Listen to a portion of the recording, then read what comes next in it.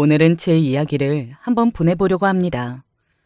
벌써 10년도 훌쩍 지난 옛날 이야기지만 제게는 아직도 어제 일처럼 생생한 일이에요. 제 치부를 스스로 드러내는 것 같아 망설여지기도 하지만 이렇게 익명으로나마 이야기를 털어놓는다면 제 마음이 조금 더 가벼워질 것 같기도 했어요.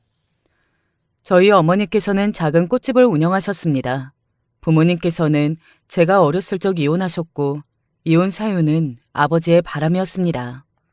제가 갓난아기였던 시절부터 아버지께서는 따로 만나는 여자가 있었고 그 사실을 알게 되신 어머니께서는 아버지를 붙잡으시며 매달리셨지만 아버지께서는 저와 어머니를 버리고 그 여자를 택하셨습니다.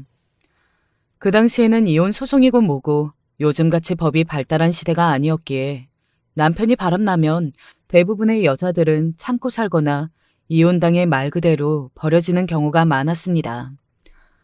저희 어머니께서는 후자였고 본인이 피해자임에도 큰 소리 한번 못 내보고 이혼 도장을 억지로 찍게 되었습니다. 아버지 뒷바라지를 하시며 집에서 살림을 하시던 어머니께서는 갓난 아이와 함께 한순간에 사회로 내던져졌고 어머니께서는 닥치는 대로 일을 하시며 저를 먹여 살리기 위해 고군분투하셨다고 했습니다. 식당 일, 청소 일 해보지 않은 것이 없었고 그렇게 한 푼, 두 푼 모은 돈으로 어머니께서는 작은 꽃집을 열게 되셨습니다.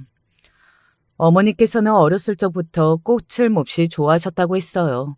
꽃집을 여는 것은 어머니의 꿈이었고 제가 성인이 되었을 쯤이야 그 꿈이 이루어지게 되었습니다. 고등학교를 졸업하고는 저도 어머니를 따라 함께 꽃집에서 일을 했어요. 어머니께서는 아버지와 그렇게 이혼하신 뒤로 재혼을 하지 않으셨고 평생 남자를 곁에 두지 않으셨습니다.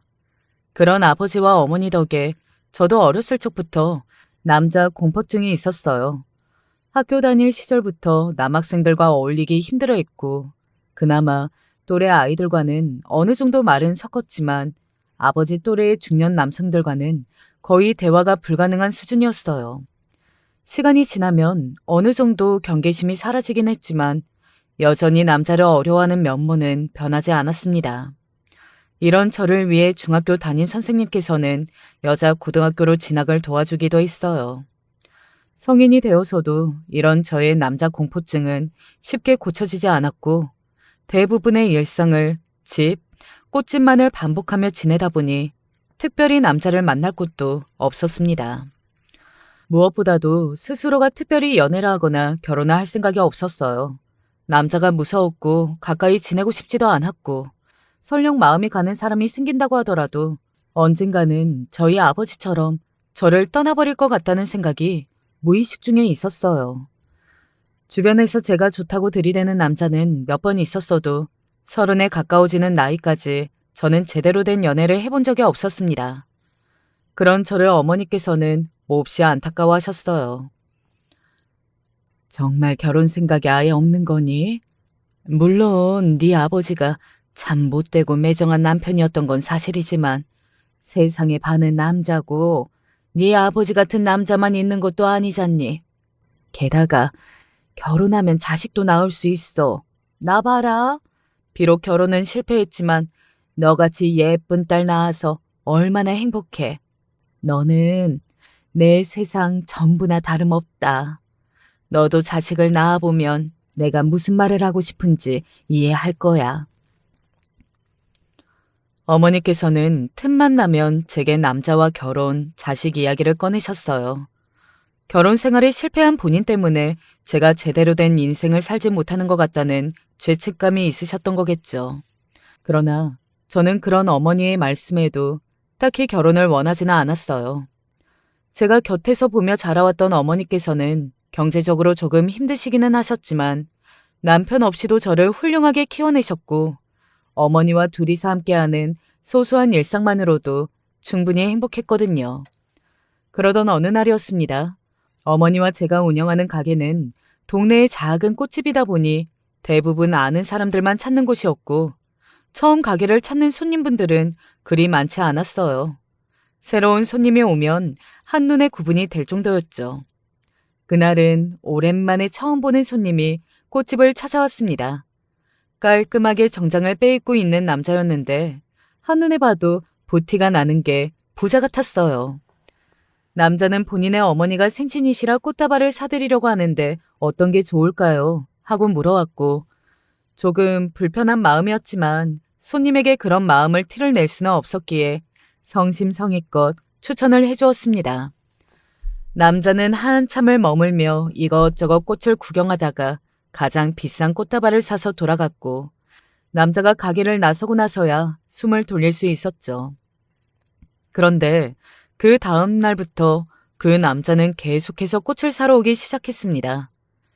처음 한두 번은 꽃이 필요한 일이 또 생긴 거겠지 하고 생각했지만 일주일이 넘도록 매일같이 가게를 찾아오자 조금 이상하긴 하더라고요. 게다가 저는 아무리 손님이라고 한들 남자를 상대하는 일이 썩 유쾌하게 느껴지지는 않았으니까요. 어머니께서는 아무래도 저 남자가 저를 마음에 들어하는 것 같다며 유난을 떠셨지만 저는 조금 불쾌한 기분이었습니다. 그 다음 날도 그 남자는 어김없이 찾아와 꽃을 사겠다고 했고 이번에는 마음에 드는 여자에게 선물할 꽃을 골라달라고 했습니다. 마음에 드는 여자가 따로 있었다니 역시 어머니께서 호들갑을 떠신 거네 싶어 마음이 조금 편해진 상태로 꽃을 골라줬는데 다 골라주고 나니 그 꽃다발을 대뜸 저에게 내밀더라고요. 이 정도 했으면 어느 정도 눈치채셨을 거라고 생각하는데 저 그쪽한테 첫눈에 반했습니다. 그래서 매일같이 출근 도장을 찍고 있는 거고요. 근데 그쪽은 저한테 영 관심이 없어 보이더라고요. 포기할까 싶었는데 고백도 못 해보고 포기하면 남자가 아니죠. 남자친구 없으시면 저랑 교제 한번 해보시죠. 저 괜찮은 사람입니다. 당연히 저는 남자의 제안을 거절했지만 남자는 끈질겼습니다. 오는 손님을 내쫓을 수는 없으니 가게에 찾아오는 남자를 계속해서 상대해주기는 했지만 솔직히 말하면 조금 불편했어요. 그러나 시간이 약이라고 남자와 대화를 나누면 나눌수록 자연스레 마음의 경계가 허물어지기는 하더라고요. 남자와도 이렇게 편해질 수 있구나 싶을 정도였어요. 남자는 매너도 좋고 대화도 잘 통하고 몹시 다정하고 배려심 있는 사람이었습니다. 남자들은 모두 겉으로는 웃는 낯이어도 속으로는 아버지처럼 냉정한 사람들이라고 생각했는데 제 생각이 틀렸었다는 것을 남편 덕분에 처음으로 깨닫게 되었죠.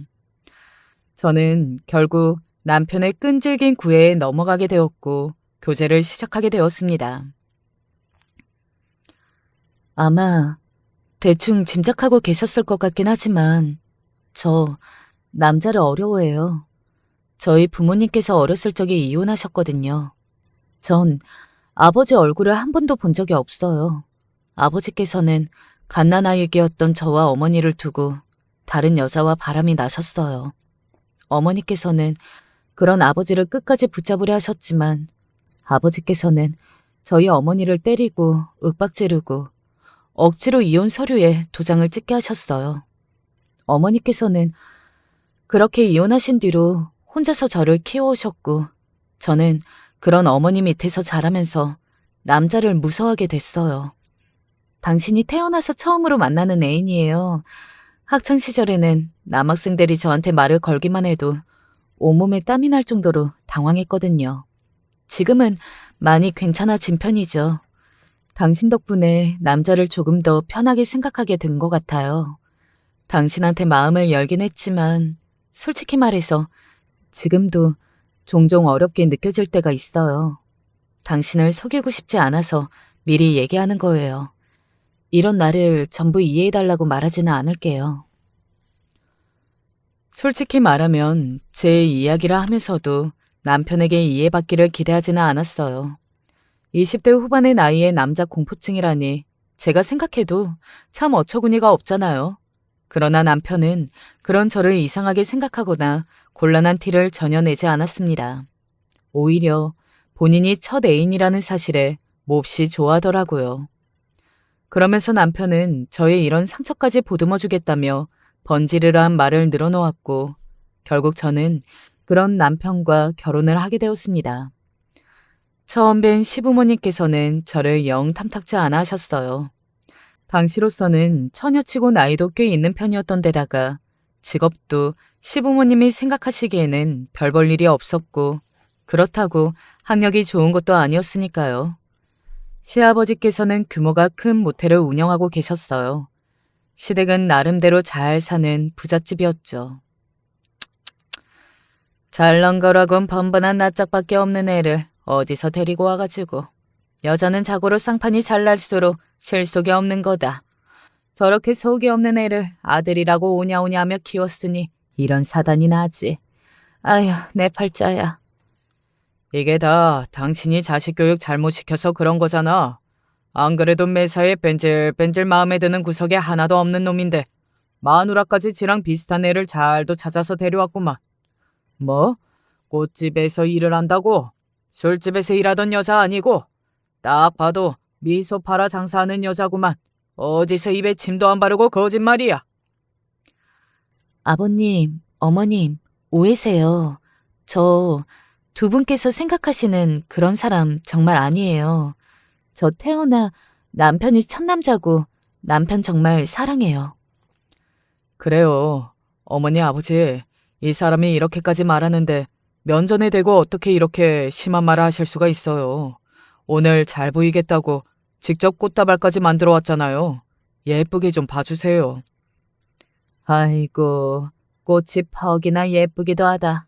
야, 너는 네 예미가 꽃이라면 질색하는 것도 모르냐? 가져다 치워라. 향 때문에 머리 아프다.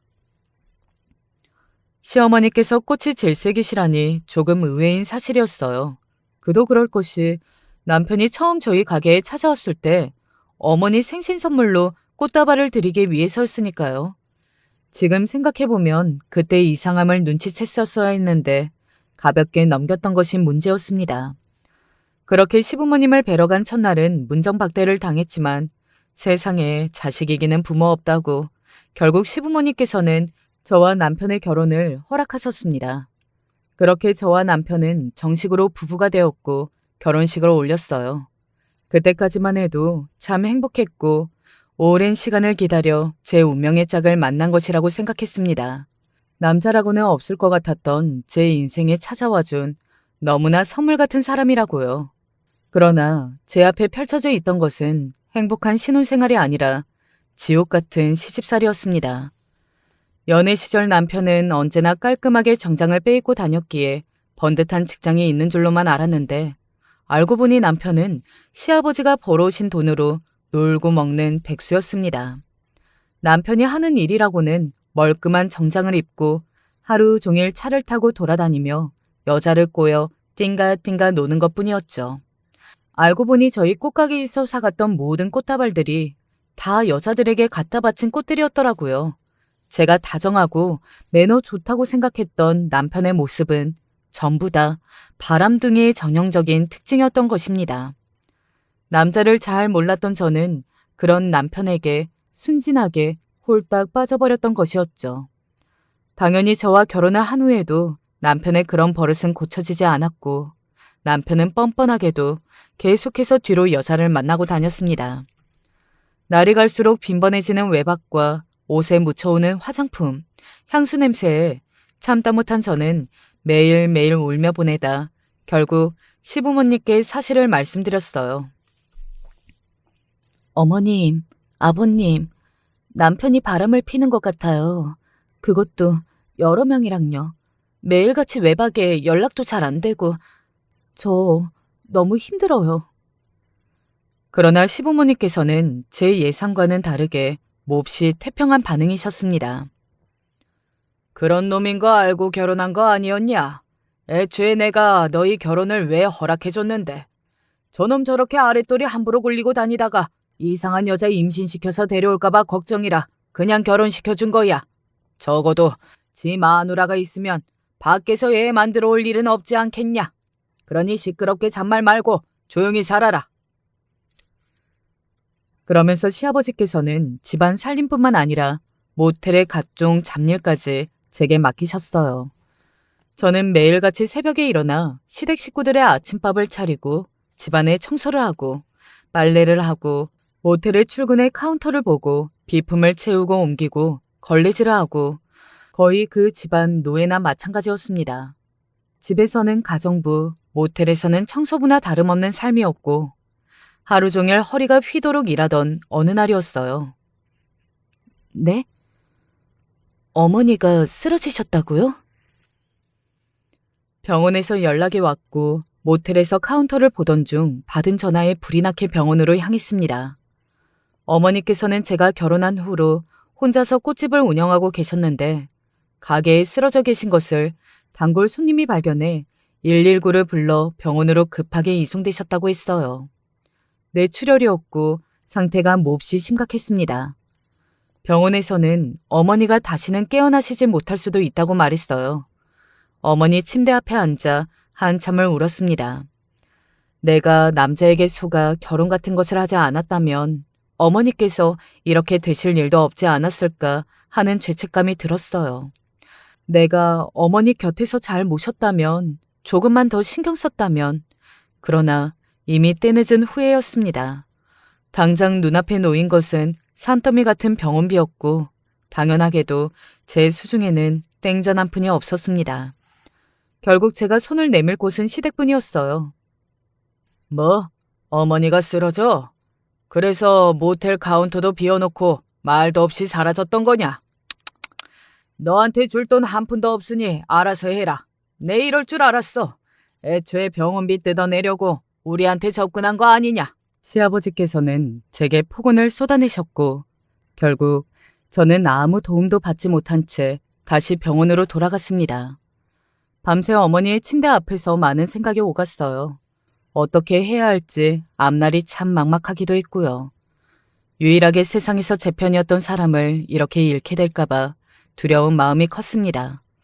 어머니께서는 생사를 왔다 갔다 하는 상황인데 제 머릿속에서는 병원비 생각만 가득하다니 참 못난 딸이라는 생각이 들었어요. 그렇게 복잡한 심경으로 밤을 새우고 모텔로 출근을 했습니다. 온갖 잡일을 처리하다 보니 피곤이 몰려왔고 청소를 하다 말고 의자에 주저앉아 꾸벅꾸벅 졸고 있던 참이었어요. 평소 같으면 모텔에 얼씬도 하지 않고 놀러 다니느라 바빴을 남편이 모텔을 찾아왔더라고요. 아이고, 당신 팔자도 참 좋네. 거기 앉아서 잠이 와. 어제 우리 아버지한테 돈 달라고 찾아갔다며? 그런 일이 있으면 나한테 먼저 말을 하지.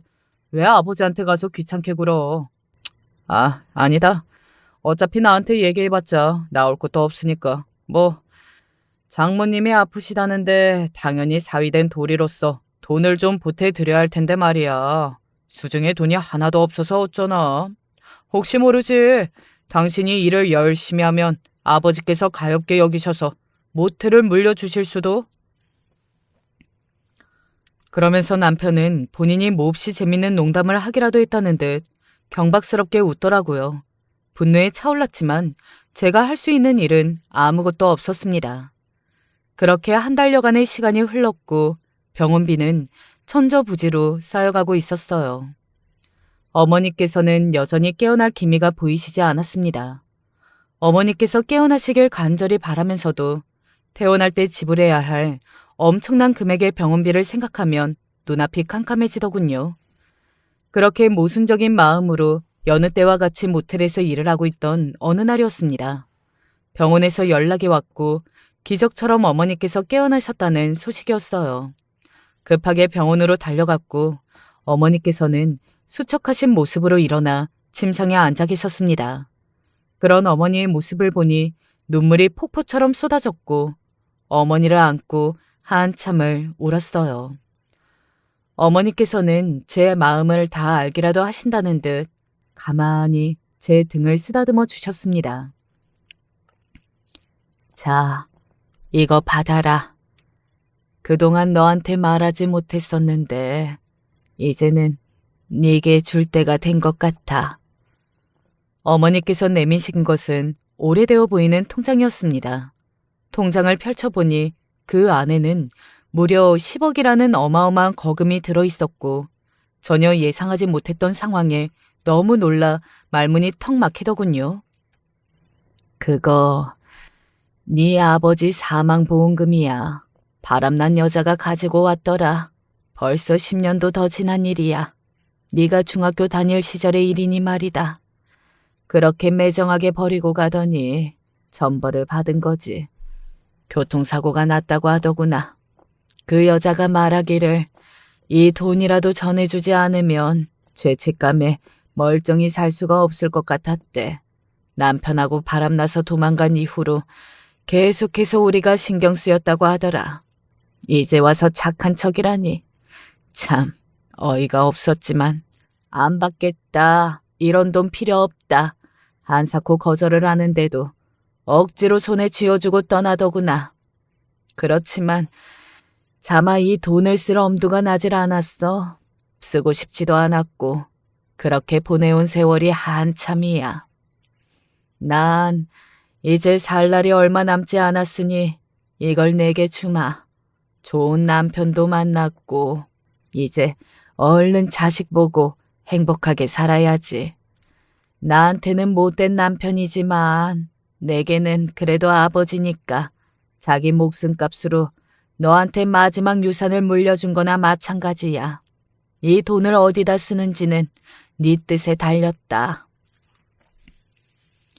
결혼한 뒤로 어머니께는 한 번도 남편의 외도에 대한 이야기를 꺼내본 적이 없었어요. 괜히 어머니를 걱정시키고 싶지도 않았고 어머니께서는 제가 결혼 소식을 전했을 때 몹시 기뻐하셨으니까요. 그런 결혼이 실패로 돌아갔다는 사실을 알게 되신다면 실망감이 크실 것 같았습니다. 결국 저는 아무 말도 하지 못하고 어머니께서 내밀어 주신 통장을 받아들었어요. 그리고 그 다음 날 거짓말처럼 어머니께서는 세상을 떠나셨습니다. 마치 제게 이 통장을 전해주기 위해 잠시 힘을 내 깨어나기라도 하셨던 것처럼 제가 임종을 지키지는 못했지만 편안하게 가셨다고 하더라고요. 어머니의 상을 치르면서 정말 미친 사람처럼 울었어요. 울다 지쳐 쓰러질 정도로 매일같이 울었습니다. 그리고 남편과 이혼을 결심했어요. 이렇게 고통스럽게 살 바에야 다시 혼자로 돌아가더라도 남은 인생을 행복하게 사는 것이 하늘에 계시는 어머니께 더 효도하는 길이라 생각했습니다. 네? 임신이요? 제가 임신을 했다고요? 그저 어머니가 돌아가신 충격으로 몸이 좋지 않아진 것이라고 생각했어요. 계속해서 헛구역질이 나오고 속이 좋지 않길래 병원에 찾았더니 충격적인 결과를 듣게 되었습니다. 남편과의 관계는 손에 꼽을 정도로 적은 횟수였기에 설마 임신이 되었을 것이라고는 상상조차 하지 못했어요. 이혼을 결심한 이 시기에 임신이라니 솔직히 말하자면 기쁘기보다는 몹시 절망적이었습니다. 뱃속의 아이에게는 미안한 생각이었지만 애초에 전혀 원했던 적이 없었던 임신이었으니까요. 몹시 고민이 되었지만 저는 결국 남편에게 이혼 이야기를 꺼내지 못했어요. 제 자식까지 아버지 없는 아이로 키우고 싶지는 않았었거든요. 남편은 제 임신 소식을 듣고서도 별 반응이 없었고 여전히 밖으로 나돌며 여자들을 만나고 다녔습니다. 시부모님께서도 임신을 했다며 호들갑을 떠시기보다는 뭘 그리 유난이냐며 하던 대로 살림이나 모텔 일이나 잘하라 등을 떠미셨어요. 결국 저는 배가 부른 상태로도 가정부처럼 일을 하며 지옥 같은 나날을 보내고 있었습니다. 그러면서 뱃속의 아이가 원망스럽기도 했지만 한편으로는 이 세상에 존재하는 유일한 내 편처럼 느껴지기도 했어요. 시간이 지날수록 아이를 만날 날을 기대되었고요. 아직 엄마가 되지는 않았지만 제가 자식을 낳기를 바라셨던 어머니의 마음이 조금은 이해가 되는 것 같았어요.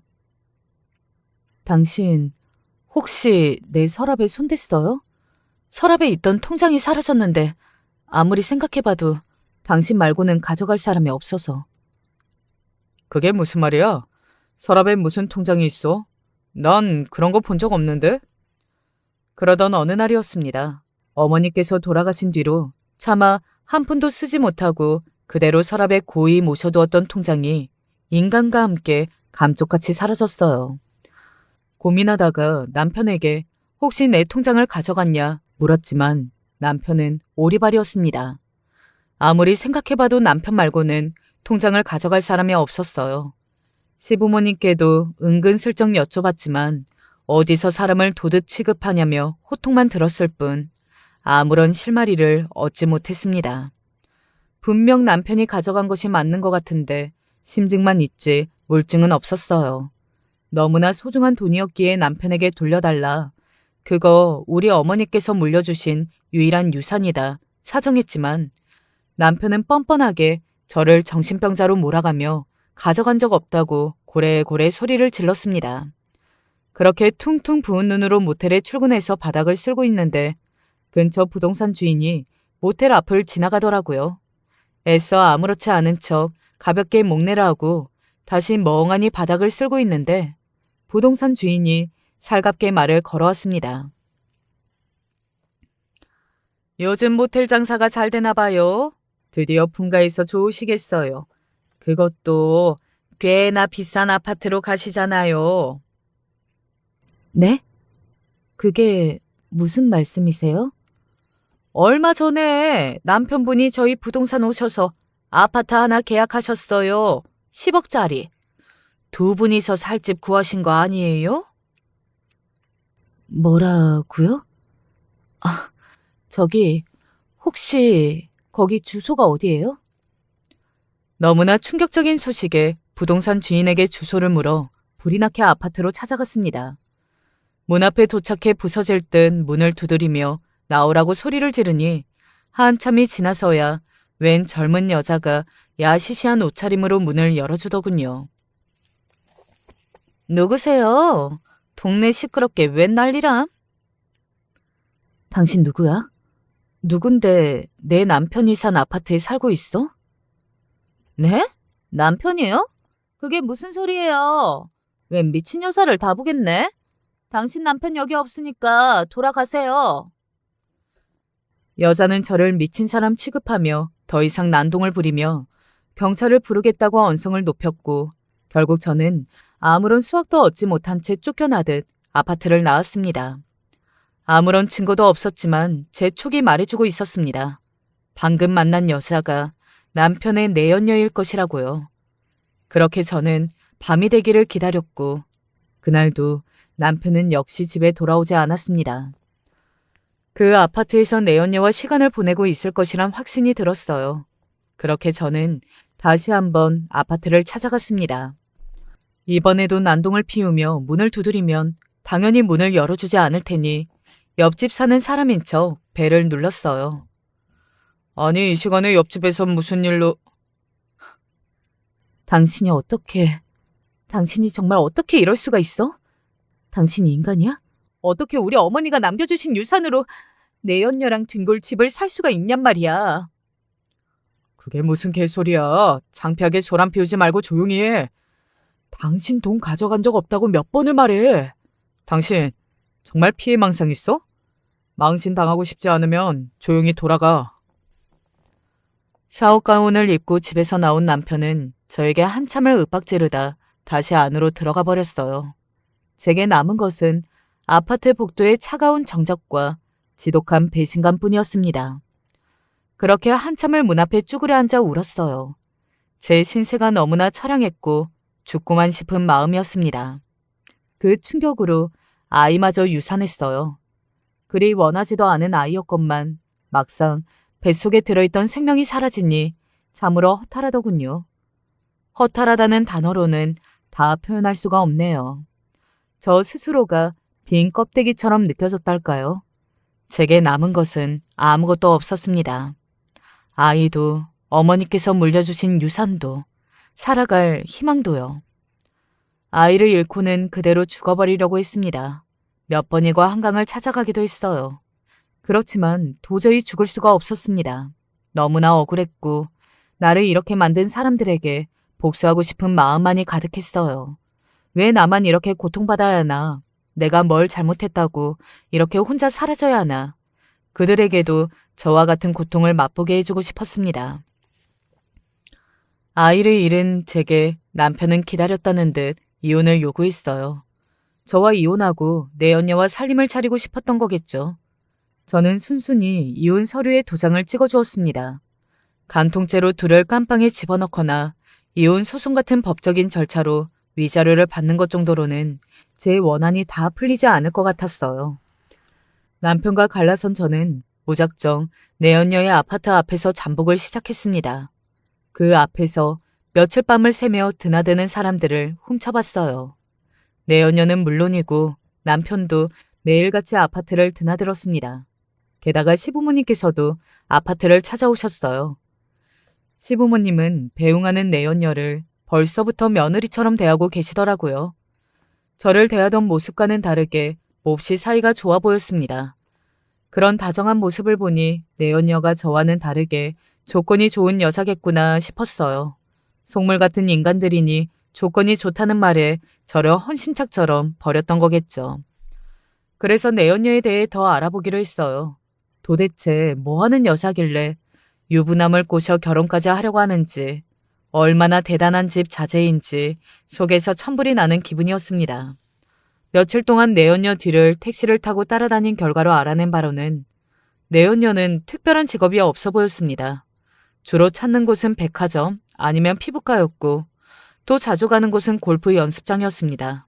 아마 남편과도 골프 연습장에서 만난 사이 같았어요.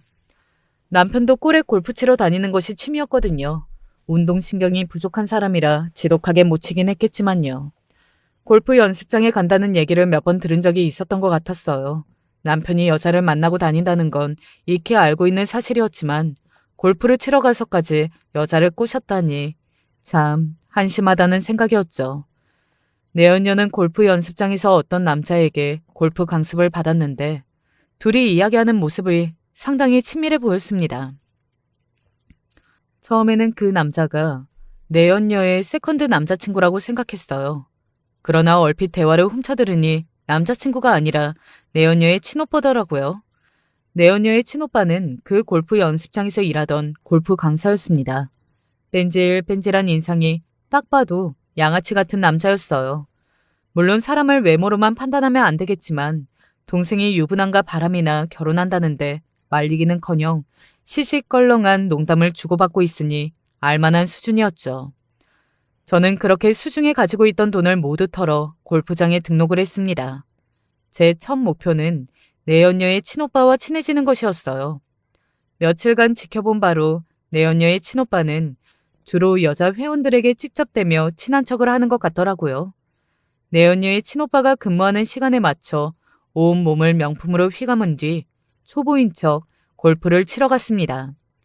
스스로 칭찬을 하기는 민망하지만 처녀 시절에는 꽤 괜찮은 외모였고 시부모님께서도 첫눈에 저를 그런 쪽으로 일하는 여자로 생각할 정도로 외모라면 뒤지지 않는 사람이었어요.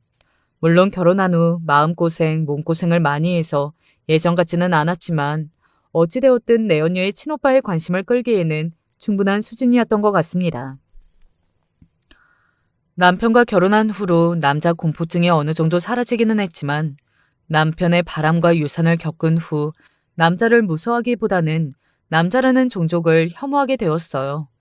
그렇지만 이제 와서 남자 혐오증이고 뭐고 복수에 눈이 멀었던 저에게 그런 것은 아무런 문제가 되지 않았습니다. 내연녀의 친오빠에게 자연스레 초보인 척 골프를 가르쳐달라 다가갔고 그 남자는 미끼를 덥석 물었어요. 남자는 예상대로 미혼이었고 회원들에게 은근슬쩍 스킨십을 하며 사심을 채우거나 돈 많은 유부녀들하고 어울려 다니는 족속같이 보였습니다. 유부들과 어울리는 것은 그 집안의 핏줄이었던 모양이에요. 그 남자가 저에게 조금 더 편하게 접근할 수 있도록 저는 돈 많은 집안에서 남편의 무감심에 지쳐서 외로워하는 유부녀 연기를 했습니다. 남편 때문에 지치고 외로워하는 유부녀 연기는 제 전문이었죠. 사실 연기도 아니었어요. 지난 세월 동안 계속해서 겪어왔던 일이니 흉내내는 것은 그렇게 어렵지 않았습니다. 제가 예상했던 대로 그 남자는 돈 많은 유부녀인 저에게 접근하기 시작했고 어느 정도 친분이 쌓이자 같이 사적으로 술을 마시자고 제안해 왔습니다. 이야, 이렇게 아름다운 부인분을 두고 남편분도 참 무심하시네요. 사람이 돈만 잘 번다고 다가 아닌데 말이죠. 저 같으면 하루 종일 부인 옆에 붙어 있을 것 같은데 말이에요. 농담 아닙니다. 뭐예요?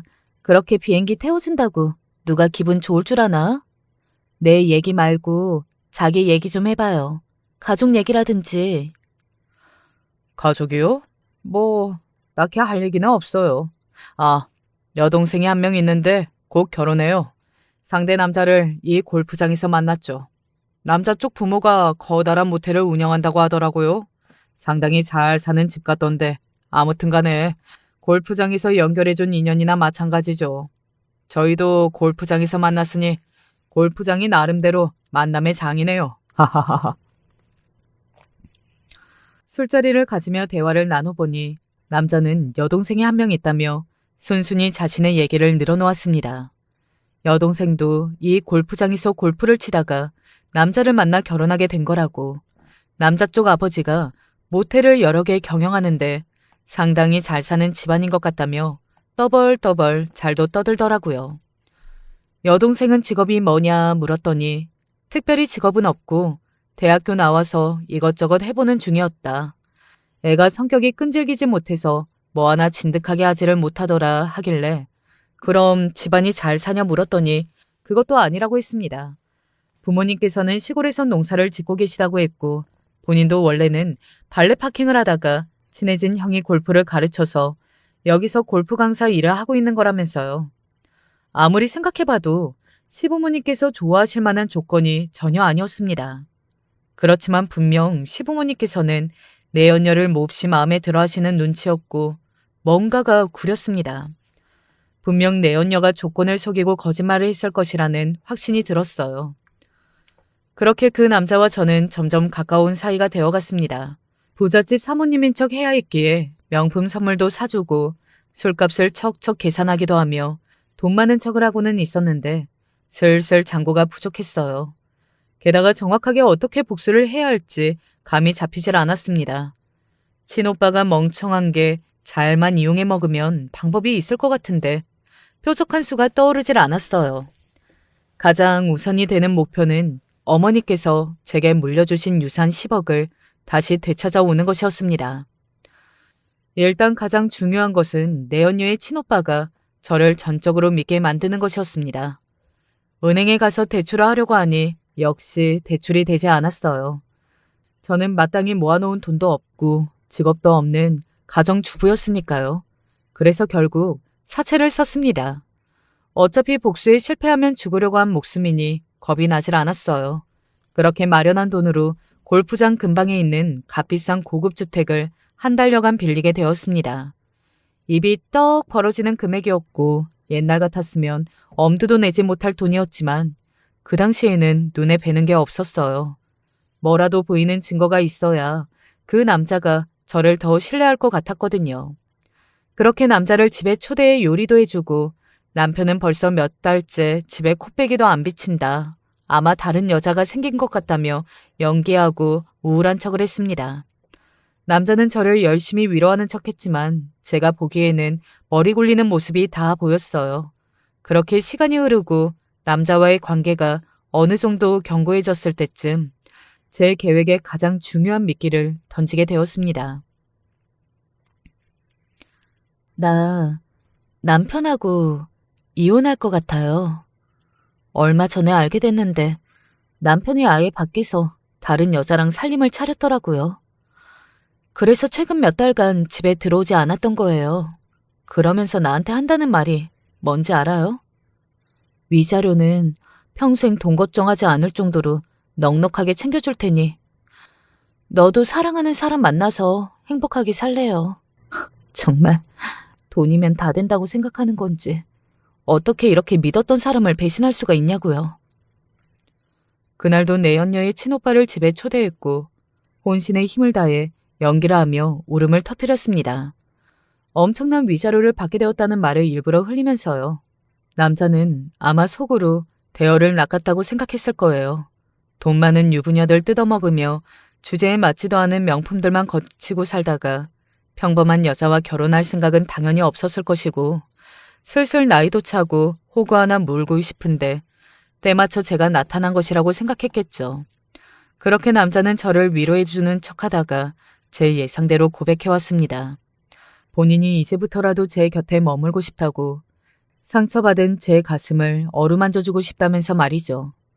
속으로는 기가 찼지만 저는 너무 갑작스러운 척 고민해볼 시간을 달라고 했고, 남자는 그렇게 돌아갔습니다. 일이 이렇게 된 이상 제 계획은 거의 성공한 거나 다름없었어요. 얼마 뒤 저는 남자에게 마지막 결정타를 날렸습니다. 나 많이 생각해봤는데, 나도 그쪽이 좋은 것 같아요. 그쪽하고 함께 살고 싶어요. 하지만 한 가지 조건이 있어요. 나 전 남편하고 살면서 항상 스스로가 세상 속에 갇힌 새 같았어요. 돈은 많았지만 항상 남편이 준 카드로 남편의 명의인 집에 살면서 남편 명의의 차 타고 다니며 한 번도 맘 편히 살아본 적이 없어요. 우리 결혼하고 살 아파트를 자기가 준비해줬으면 좋겠어요. 내 명의로. 돈이 부족해서가 아니라 당신 마음을 확인하고 싶어서요. 결혼하고 나면 일은 그만둬도 돼요. 평생 놀고 먹어도 될 만큼 위자료를 많이 받았으니까. 그동안의 수많은 명품 선물과 비싼 집으로 제 말을 철석같이 믿고 있었던 내연녀의 친오빠는 미끼를 덥석 물었어요. 제가 원한다면 당연히 그렇게 하겠다는 대답이 돌아왔고, 저는 그렇게 떨리는 마음으로 남자를 기다렸습니다. 제 예상이 맞다면 남자는 분명히 제가 원하는 결과를 들고 올 테니까요. 오래 기다리셨죠. 갑작스레 신혼집을 준비하려니 이것저것 알아볼 것들이 좀 있어서요. 제가 평생 행복하게 해드릴게요. 비록 약소한 집이지만 저와 결혼합시다. 네. 이 이야기를 다시 쓰면서도 손이 떨릴 정도로 짜릿하고 통쾌한 결과였습니다. 제가 예상했던 대로 남자는 내연녀가 살고 있던 집의 명의를 제 앞으로 돌려가지고 왔어요. 유부녀들 등이나 처먹던 쥐뿔도 없는 골프 강사 주제에 갑작스레 돈이 어디 나서 집을 마련해 왔겠어요. 여동생에게 가서 결혼하고 나면 다시 그대로 갚아줄 테니 잠시 명의만 빌려달라고 사정사정을 해서 제게 가져온 거겠죠. 저랑 결혼하면 말 그대로 인생에 필 거라고 생각했을 테니까요. 성공했다는 생각에 소리라도 지르며 방방 뛰고 싶은 기분이었지만 간신히 참아냈습니다. 예시당초 계획은 집만 다시 돌려받고 끝낼 생각이었지만 일이 이렇게 되니 집을 돌려받은 것만으로는 성이 안 차더라고요. 어차피 이 집은 원래 제 것이었고 남편과 내연녀에게 한 방 먹여주고 싶은 생각이 들었습니다. 그렇게 아무것도 모르는 척 남자가 가져온 서류에 감동받은 척하며 결혼을 진행했어요. 물론 결혼식 같은 것도 올리지 않았고 그저 혼인신고서에 가짜 신분을 적어 넣었을 뿐이었습니다. 남자에게는 제가 신고서를 제출하겠다고 말했고 남자는 그 사실을 철석같이 믿었어요. 남자는 저를 여동생 부부에게 소개시켜주고 싶어 했지만 저는 전 남편한테 배신당했던 사실 때문에 마음이 쓰라려 한동안은 새로운 사람을 만나고 싶지 않다고, 당신하고만 둘이서 지내다가 어느 정도 마음이 회복되면 정식으로 인사를 하고 싶다고 말했고 남자는 그러라며 기다려주겠다고 말했습니다. 남자 생각에 이미 혼인신고도 했겠다. 굳이 서두를 이유가 없었던 거겠죠. 정식으로 부부가 되었다고 생각한 내연녀의 친오빠는 그 뒤로 제 눈치를 살살 보며 위자료 얘기를 언제 꺼낼까 생각하고 있는 것처럼 보였어요. 안 그래도 얘기 들었어. 다들 본인 집 팔고 차 팔아서 투자한다고 난리던데. 난 이번에 받은 위자료로 좀 해보려고. 그래. 잘 지내고 다시 연락할게. 일부러 남자가 엿듣도록 방 안에서 투자 얘기를 꺼내며 통화를 했고 역시나 남자는 그 통화를 엿들었는지 얼마 지나지 않아 제게 은근슬쩍 위자료 얘기를 꺼내왔습니다. 자기 혹시 위자료는 어떻게 됐어요? 저번에 통화하는 내용 들어보니 투자 어쩌고 하던데. 아, 들었어요? 그게 실은 내 전 남편이 부동산 쪽에서 일했던 건 얘기했었죠. 마지막으로 만났을 때 통화하는 걸 살짝 엿들었는데 괜찮은 투자처가 있는 모양이더라고요. 지인들한테 연락해서 물어보니 투자금의 2배 이상은 무조건 보상받을 거라고 하길래 위자료 받은 걸 좀 투자해볼까 하고. 이게 아무나 투자할 수 있는 곳도 아니더라고. 난 그나마 전 남편하고 연결고리가 좀 있어서 가능했어요. 투자금의 2배라는 소리에 남자의 눈이 돌아가더라고요. 당연히 돈에 미친 사람이니 예상했던 반응이었습니다. 어쩜 그렇게 한치도 제 예상을 벗어나질 않는 건지. 덕분에 계획은 수월하게 진행이 되었지만요. 그렇지 않아도 돈이라면 환장하는 사람인데 아파트 명의를 빌려준 여동생에게 돈을 갚을 절호의 기회라고 생각했을 게 뻔했습니다. 남자는 제 눈치를 살살 보면서 이야기를 꺼냈어요. 저기, 혹시 저도 거기에 좀 투자할 수 있을까요? 사실 제가 가지고 있던 돈이 조금 있어서요. 자기가? 자기가 모아둔 돈이 있다고요? 그래요, 뭐. 자기 돈이라면 그렇게 어려운 일은 아니지만 투자를 많이 할수록 들어오는 금액도 커질 테니 나쁜 생각은 아니네요. 얼마나 투자할 건데요? 아, 제가 잔고 좀 알아보고 다시 말해줄게요. 그래요. 빨리 말해줘야 해요. 시간 얼마 안 남았어요. 그렇게 남자는 방으로 들어갔고 문에 귀에 대고 엿들으니 잘 들리지는 않았지만 예상대로 여동생에게 전화를 거는 것 같더라고요. 며칠 뒤 남자는 상상을 초월하는 금액을 제게 가져왔습니다.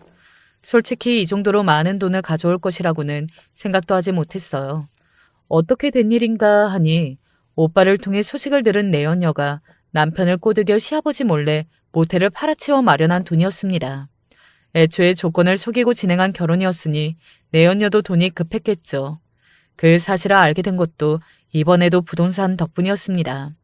아파트를 판매하기 위해 부동산을 찾았더니 시아버지께서 운영하시던 모텔이 얼마 전에 팔렸다고 하더라고요. 그 엄청난 금액이 제 통장에 들어오자 가슴이 치민 듯이 뛰었습니다. 사실 조금 양심의 가책을 느꼈던 것도 사실입니다. 그러나 제가 내연 사실을 밝히고 도움을 요청했을 때 매정하게 돌아서며 저를 꽃뱀 취급하던 시부모님의 모습과 어머니의 유일한 유산을 훔쳐가 놓고도 당당하게 저를 윽박지르던 남편의 모습, 세상에 태어나지도 못하고 사라져버린 우리 아가, 이혼하고 나니 기다렸다는 듯 내연녀와 함께 즐거워하던 가족들의 모습이 떠오르며 마음이 초연해졌습니다. 사실 내연녀가 했던 거짓말을 전부 밝혀내 시댁 식구들에게 알리고 관계를 파탄내고 싶은 마음도 있었지만 이미 복수도 성공한 마당에 더 이상 이 사람들과 얽혀서 좋을 것이 없다는 생각이 들었어요. 그리고 원래 영원한 거짓말은 없다고 시간이 흐르면 알아서 내연녀의 정체가 까발려질 것이라고 생각했죠. 그렇게 저는 돈이 든 통장을 들고 하루아침에 집을 떠났습니다. 물론 집도 날짜에 맞춰 팔아치웠죠. 통장에는 얼마 전까지만 해도 상상도 못할 만한 금액이 들어있었고 모든 빚을 청산하고도 한참이 남았습니다. 저는 그렇게 한적한 시골로 내려와 혼자 지낼 만한 아늑한 주택을 구했고 이곳에서 화단과 정원을 가꾸며 살고 있어요. 화려하고 부유한 삶은 아니지만 저는 충분히 만족스럽고 행복합니다. 주변에서 저를 괴롭힐 만한 일들도 전혀 없고 제가 좋아하는 꽃과 식물들에 둘러싸여 보내는 하루하루가 너무나 만족스럽고 풍요로워요. 그 뒤로 남편과 내연녀 그리고 내연녀의 오빠, 시부모님이 어떻게 지내고 있는지는 전혀 알지 못합니다. 알아보려 하지도 않았고요. 신고를 하려고 해도 저와 같이 찍은 사진 한 장이 없을 테고 그 남자가 알고 있는 제 신상 정보는 모든 것이 거짓이었기에 어쩔 도리가 없었을 거예요. 물론 이 사연을 올리면서 조금 걱정이 되기는 하지만 설마 하니 그 가족들이 이런 사연 채널까지 들어와 제 이야기를 찾아보지는 않겠지요. 그렇게 돈이 든 통장과 함께 남자를 떠나고 한동안은 악몽이 시달릴 정도로 마음이 불편하기도 했었습니다.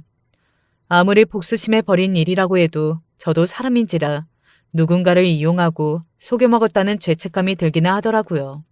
그러나 인과응보라고 하죠. 사람은 뭐든 뿌린 대로 거두는 것이라고 했습니다.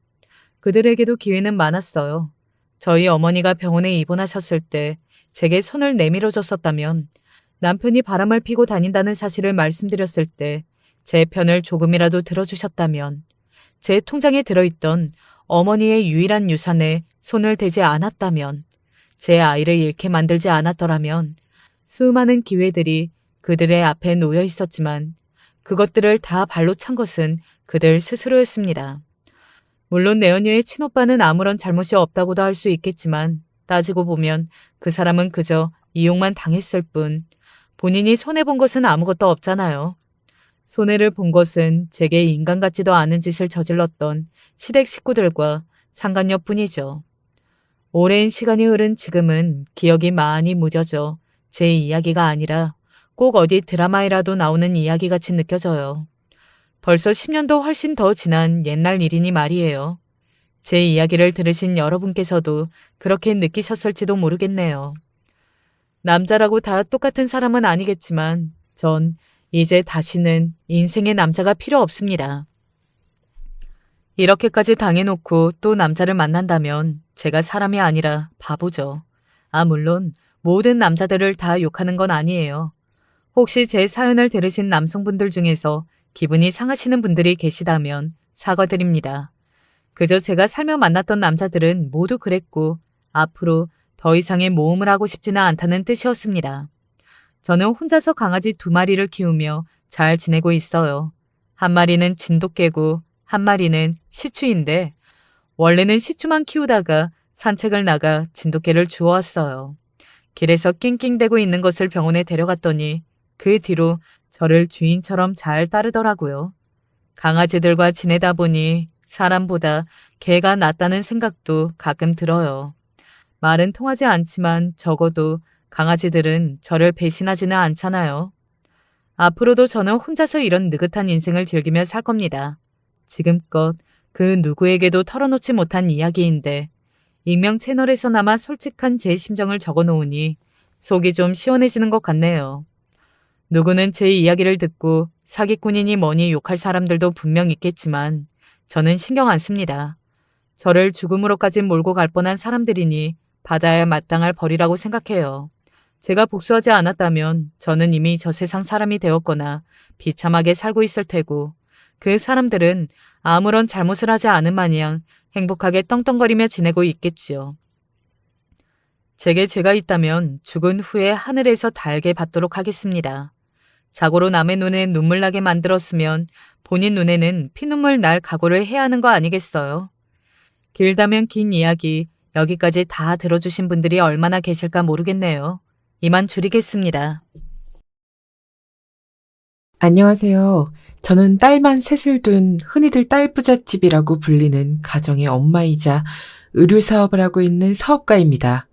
원래부터 사업을 하던 사람은 아니었어요. 남편과 이혼하고 세 딸 아이를 키우기 위해 친정으로 돌아와 아무것도 모르고 맨땅에 헤딩하는 마음으로 시작한 일이 지금은 자리를 굳건하게 잡았죠. 이혼 초반만 하더라도 제가 이렇게 될 것이라고는 전혀 생각질 못했거든요. 사랑에 눈이 멀어 시작된 저의 결혼 생활 10년은 정말이지 불행 그 자체였습니다.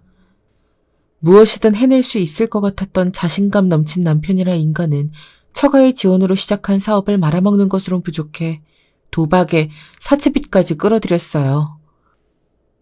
거기다 2살 터울로 딸만 셋을 낳자 아들 핑계를 대며 외도까지 하더군요.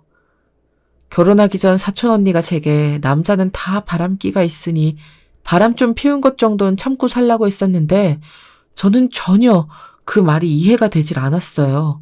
아니 남편이 저 아이들을 두고 그런 짓을 저지르는데 어떻게 그걸 참을 수가 있겠어요. 그래서 그때는 사촌 언니에게 저는 죽어도 참고 사는 일은 못한다고 말했었죠. 그런데 막상 제가 그 상황이 되어보니 아무것도 못하겠더라고요. 딸아이들 미래를 위해서도 제가 참아야겠다는 생각만 들었죠. 나중에 애들 커서 결혼할 때 손잡고 들어갈 아빠가 있어야 하지 않을까. 비록 나한테는 최악의 남자지만 우리 딸아이들에게는 최고의 아빠일 수도 있는데 등 지금 생각해보면 제정신이 아니구나 싶은 그런 것들을 핑계로 꾹 참고 살았죠. 남편이 여자를 몇이나 두든 상관없다고 스스로에게 주문을 걸기도 했고요.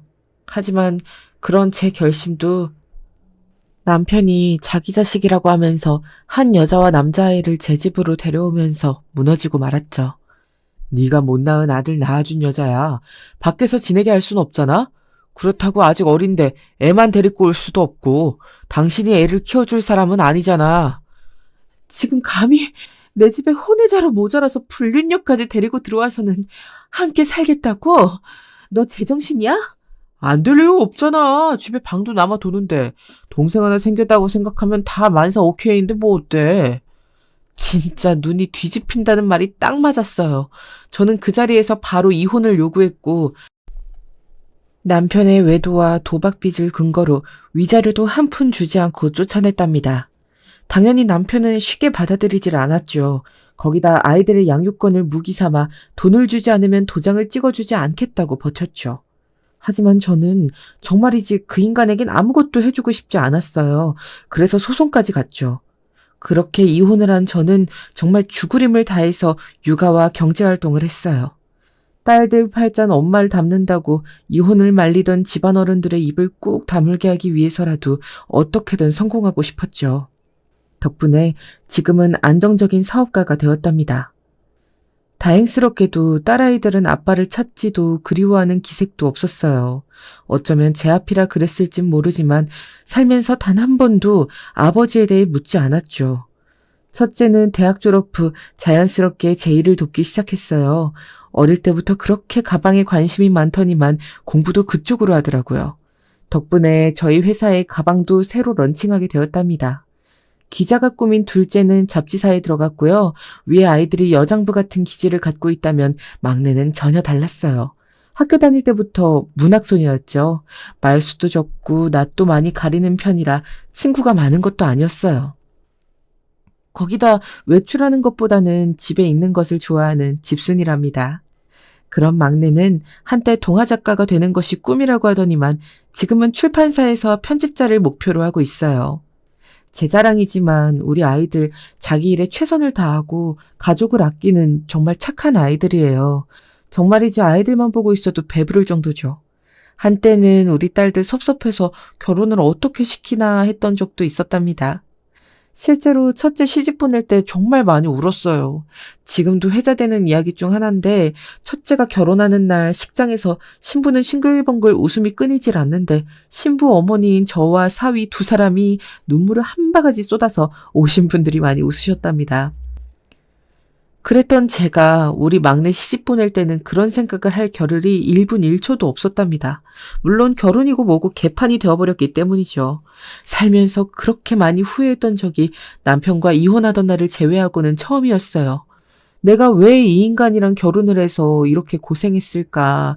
이혼 서류를 받아들고 한참을 후회 속에 서 있었거든요. 그때의 기억만큼이나 막내의 결혼식에서 후회의 눈물을 흘렸답니다.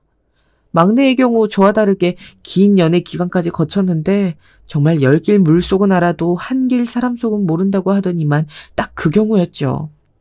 집순이인 막내는 쉬는 날이면 하루 종일 소파에 앉아서 책만 읽었어요. 너무 집에만 있는 것은 아닌가 걱정이 될 정도였죠. 어릴 때 자기 취미를 쓰라고 하면 딱히 할 말이 없어서 독서나 영화 감상을 써서 제출하는 아이들 있잖아요. 하지만 우리 막내는 정말 독서가 취미였어요. 그리고 그 습관은 커서도 그대로였죠. 위에 둘만 보더라도 쉬는 날 집에 붙어있는 모습을 본 적이 없는데 막내는 정반대였죠. 그래서 언제 연애를 하겠나 싶어 물어보면 그런 것에는 일절 관심이 없다고 딱 잘라 말하곤 했죠. 그런 막내가 한 달에 한 번은 외출을 했었어요. 바로 서점에 다녀오기 위해서였죠. 평소에도 인터넷으로 일주일에 한 권은 꼭 주문을 하면서도 그것과는 별개로 직접 서점을 가서 책을 사오기도 했답니다. 둘째가 그 모습을 보면서 무슨 서점을 관광지 투어 다니듯이 한다고 놀리기도 했죠. 대형 서점은 물론 중고 서점까지 한 바퀴를 돌고 오는 날에는 양손 무겁게 책이 들려 있었답니다. 막내가 남자친구를 만난 것도 서점에서였답니다. 무슨 영화의 한 장면처럼 같은 책을 동시에 골랐다고 하더군요. 이후로도 서점 투어를 갈 때마다 자주 부딪혔고요. 그때 낌새를 눈치챘어야 했는데 연애를 글로만 알던 막내는 거기서 무슨 운명 같은 것을 느꼈다고 했답니다. 그렇게 스쳐 지나간 남자를 궁금해하던 어느 날 남자 쪽에서 막내에게 커피라도 한잔 하는 것이 어떻겠냐고 먼저 다가왔다고 해요. 막내는 두근거리는 마음으로 마주 앉아 커피를 마셨는데 몇 시간 동안 책 이야기만 하다가 헤어졌다고 하더라고요. 좋아하는 작가 취향이나 장르가 아주 찰떡같이 맞아 떨어졌다고 하더군요. 그래서 다음을 기약하며 전화번호를 교환했다고 했죠. 이날 집에 들어온 막내는 상기된 얼굴로 전화번호를 교환한 과정을 이야기하며 너무 좋아하더라고요. 이렇게까지 이야기가 잘 통하는 사람은 처음이라고 하면서 말이죠. 좋아하는 막내의 모습을 보면서 저는 솔직히 이상하다고 생각했어요. 무슨 로맨스 드라마 찍는 것도 아니고 너무 이야기가 딱딱 맞아 떨어지는 것이 의심스러웠죠. 그래서 좀 경계가 된다고 말했는데 막내는 그게 또 서운했는지 입이 대빠른 나왔어요. 엄마는 어떤 사람인지 보지도 않았으면서 왜 그렇게 말씀하세요? 저더러 사람은 충분히 만나봐야 한다고 선입견은 가지면 좋지 않다고 하셨던 분이 엄마면서 경민 씨 진짜 좋은 사람이란 말이에요. 그래, 좀 더 만나보고 정말 좋은 사람이다 싶으면 엄마한테도 소개시켜줘. 언니들한테도 보여주고. 저는 막내에게 충분히 사람을 알아갈 시간이 필요하다는 말을 해주긴 했지만 첫사랑이나 다름없는 연애에 빠져있는 막내의 귀엔 들리지 않았어요. 큰애는 오히려 제가 너무 걱정이 많아 과보호라고 하면서 좀 두고 보자는 말로 저를 달랬죠. 처음에는 좋은 사람이라고 하던 남자를 어느 순간 막내는 결혼 상대로 진지하게 생각을 하기 시작했어요. 제게도 이 사람과 결혼한다면 행복하게 잘 살 수 있을 것 같다고 말했죠. 처음으로 연애를 하면서 만난 남자와 결혼까지 하겠다고 이야기하는 딸아이를 보면서 너무 급한 것은 아니냐고 물었지만 막내는 그만큼이나 확고했습니다. 그동안 엄마가 선보라고 하셨던 남자들과는 전혀 달라요. 우리 집에 돈이 얼마나 많은지, 내가 가진 돈은 어느 정도인지 그런 것엔 전혀 관심이 없는 사람이에요. 오로지 저만 봐주는 그런 남자라고요. 사실 막내가 대학을 졸업하고 나서 중매를 서는 사람들이 한동안 저희 집에 찾아온 적이 있었어요. 도대체 남의 딸 졸업사진은 어디서 구한 것인지 막내의 사진과 함께 남자 쪽 정보를 가져와서는 가볍게 인사라도 나눠보는 것이 어떻겠냐고 물어보는 분들이 꽤 많았죠. 막내는 다 거절하라고 했지만 저는 이것도 경험이라고 하면서 나가서 만나보라고 권했었답니다. 하지만 나갔다가 돌아온 딸은 못마땅한 얼굴로 제게 화를 냈죠. 절 보자마자 자기가 독립할 생각인데 병원 자리 좀 알아봐 줄 수 있냐고 물었었다니까요. 다른 남자는 사업 자금 이야기부터 하고요. 진짜 이런 남자들이랑 무슨 결혼을 해요. 결혼 생각은 전혀 없으니까 괜히 에너지 낭비하지 마세요. 모든 사람들이 다 그런 것도 아닌데 뭘 그렇게 반응해. 골고루 만나봐야 어떤 사람이 좋은지 알 수 있는 법이야. 하지만 막내는 두 번 다시 나가지 않겠다고 단단히 못을 박았죠. 그렇게 돈 이야기를 먼저 꺼내는 남자를 질색했던 막내다 보니 배경이 아닌 자신을 봐주는 것이 마음에 쏙 들었던 것 같습니다. 저는 막내에게 그렇게 마음에 들어서 결혼하고 싶다는 생각이 들었다면 데려와 소개를 좀 해달라고 말했죠. 딸아이는 무척이나 행복한 얼굴을 하고는 알겠다고 말했어요. 막내의 남자친구가 처음 우리 집에 인사를 하러 왔던 날은 아직도 선명하게 기억하고 있답니다. 위에 두 아이들도 막내가 인사시킨다는 남자가 궁금해서 집에 일찍 들어와 막내가 오기만을 기다렸죠. 평소에는 침착한 편인 둘째마저도 잔뜩 들뜬 얼굴을 하고 있었어요. 안녕하세요. 차경민이라고 합니다. 오늘 이렇게 초대해 주셔서 감사합니다.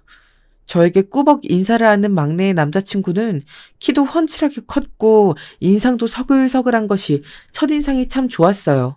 무엇보다도 매너라는 것이 몸에 새겨진 사람처럼 행동 하나하나 반듯한 것이 예의 바르다는 말이 딱 어울리는 그런 사람이었지요.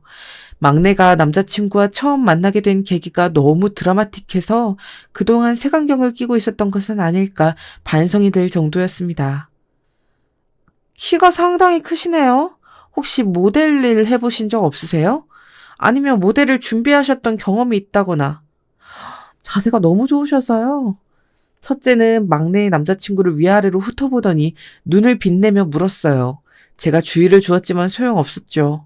막내는 그런 말을 왜 하느냐고 제 언니를 흘겨보았지만 내심 기분은 좋아 보였어요. 그냥 물어보는 말에 뭘 그렇게 보냐며 큰애가 핀잔이었지만 분위기는 나빠 보이지 않았고요.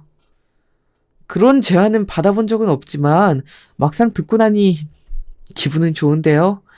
칭찬으로 생각하겠습니다. 칭찬이 아니라 진심으로 제안하는 거예요. 혹시나 생각 있으면 언제든지 말해요. 저는 대환영. 첫째의 농담 같은 진담 덕분에 분위기가 부드럽게 풀려서 그런지 식사 동안 많은 이야기가 오갔어요. 막내 남자친구는 홀어머니와 함께 살고 있다고 하더군요. 외동아들로 어머니는 시장에서 화장품 가게를 하고 있으며 아버지는 어릴 때 사업이 망하자 어느 날 갑자기 자취를 감췄다고 하고요.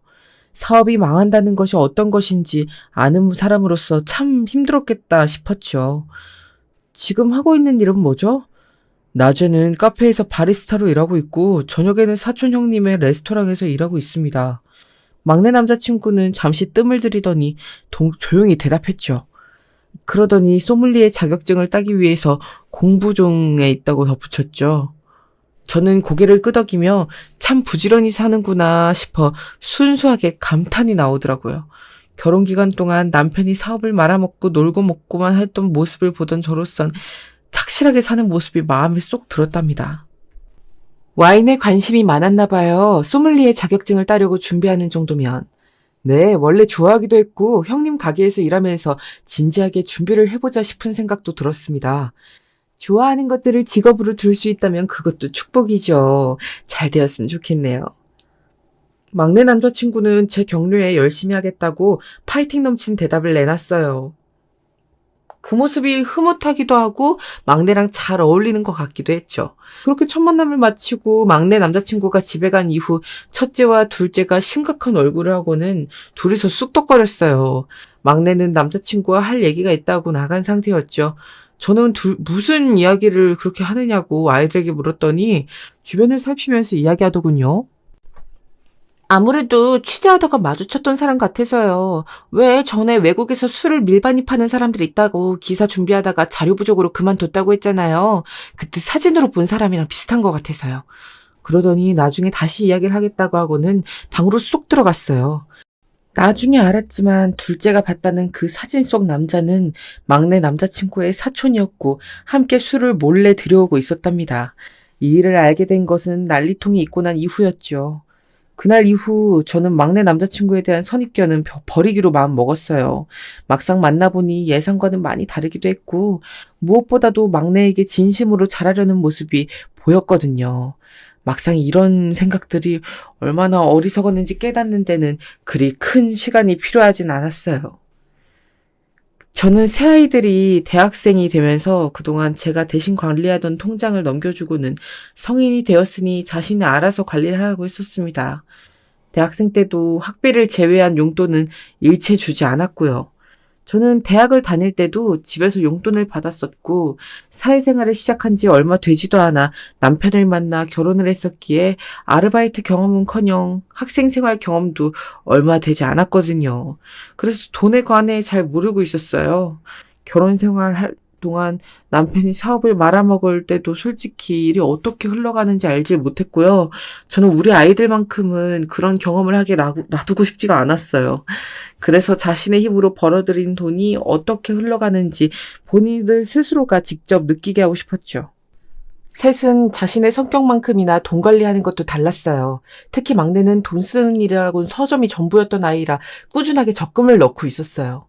위 아이들처럼 펀드를 한다거나 주식에 관심을 보인다거나 하던 것 없이 말이에요. 첫째가 같이 주식을 해보지 않겠냐고 권유했던 적도 있었는데 눈 하나 깜짝하지 않았죠. 그런데 그런 막내가 목돈을 움직였다는 정보가 들어오더라고요. 다른 아이들도 아니고 막내가 말이죠. 저는 그렇게 큰 돈을 어디다가 쓰려고 하나 싶어 우선은 가만히 구경만 했는데 건물을 하나 임대했더라고요. 지금 하고 있는 일과는 전혀 관련이 없는 용도로 말이죠. 저는 이대로 그냥 두기엔 위험하다는 생각이 들어 막내를 불러 물었어요. 너 최근에 무슨 건물 임대받았어? 엄마가 그걸 어떻게 아셨어요? 혹시 부동산 아저씨가 말했어요? 진짜 비밀로 해달라고 그렇게 부탁했는데 너무했다. 비밀로 하고 싶었으면 거길 찾아가지 말았어야지.